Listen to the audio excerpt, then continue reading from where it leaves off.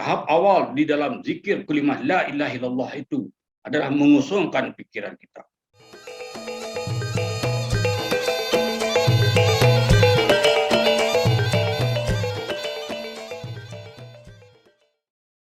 Assalamualaikum warahmatullahi wabarakatuh. Saya mengucapkan selamat melaksanakan ibadah puasa pada bulan Ramadan 1443 Hijriah.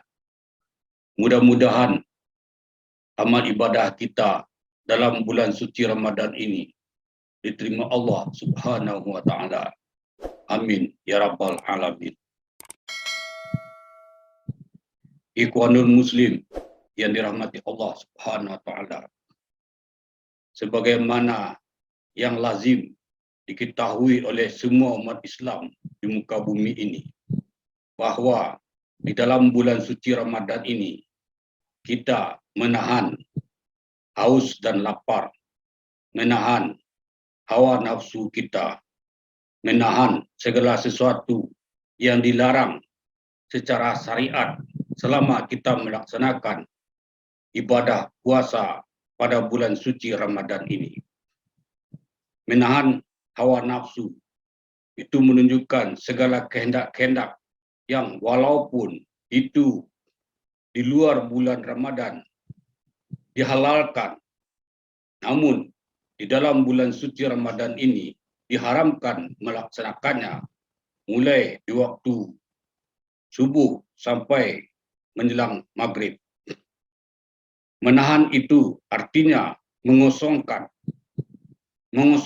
keinginan-keinginan, hasrat-hasrat kita untuk meluapkan nafsu kita pada bulan suci Ramadan ini. Dan ini merupakan manifestasi daripada hakikat kalimat tauhid.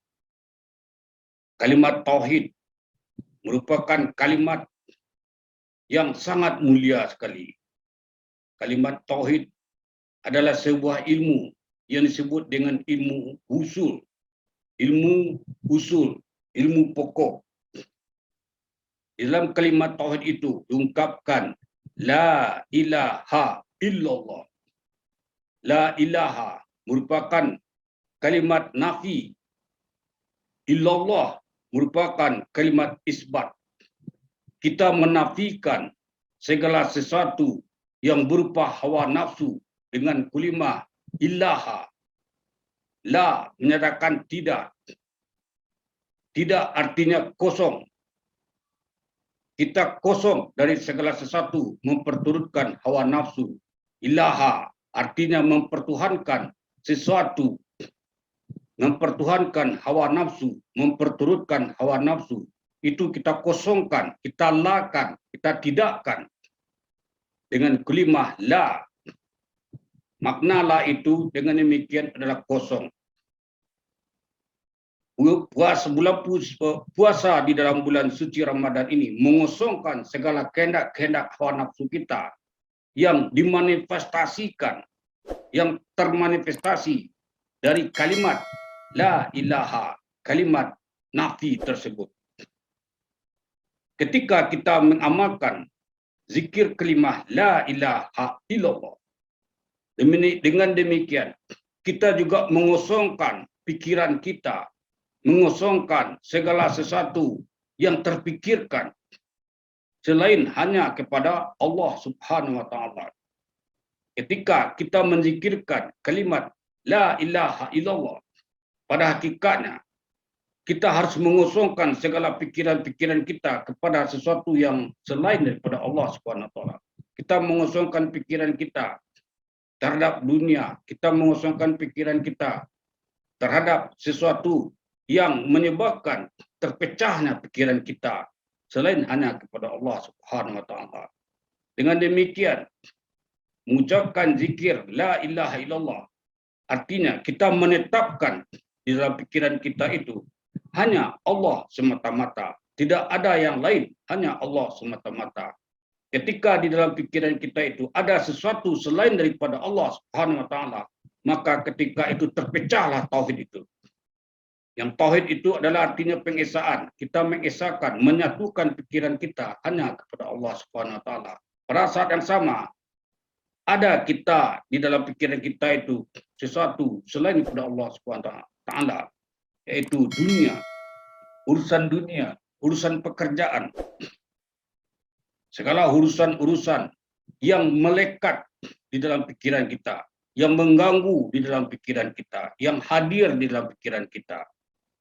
Itu harus kita nafikan dengan kalimat la ilaha, dan kemudian kita menetapkan hanya Allah semata-mata di dalam pikiran kita.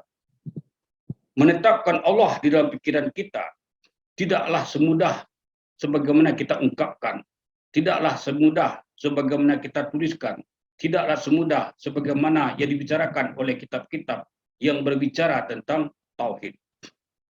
Ada sebuah proses latihan yang panjang. Bagaimana caranya kita bisa menetapkan Allah di dalam pikiran kita dengan mengucapkan kalimat la ilaha illallah. Ketika kita mengucapkan kalimat la ilaha illallah dalam bentuk zikir yang jumlahnya bisa 165 kali, 1000 kali. Bahkan disebut juga di dalam istilah tariqah zikir darajat, yaitu zikir mengucapkan kalimat tauhid sebanyak 10.000 kali.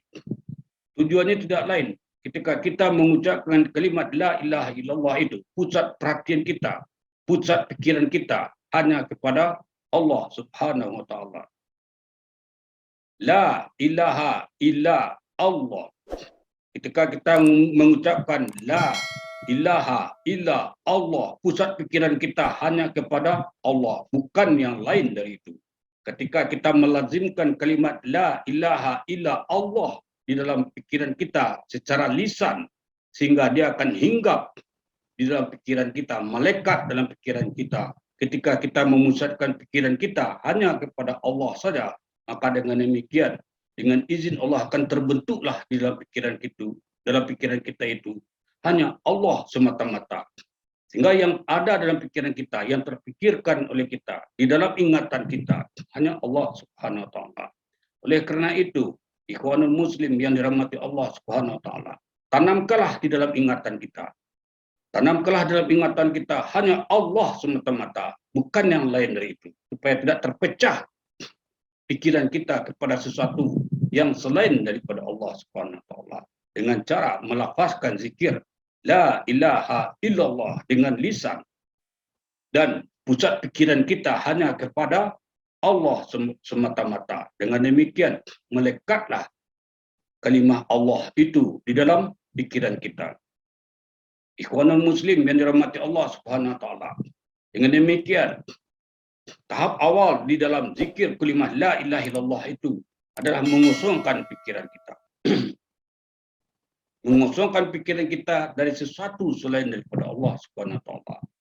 Setelah itu, setelah kita mengosongkan pikiran, kita menafikan segala sesuatu yang ada dalam pikiran kita, lalu baru kita isbatkan Allah Subhanahu wa taala. Tetapkanlah di dalam pikiran kita, di dalam ingatan kita itu Allah Subhanahu wa taala.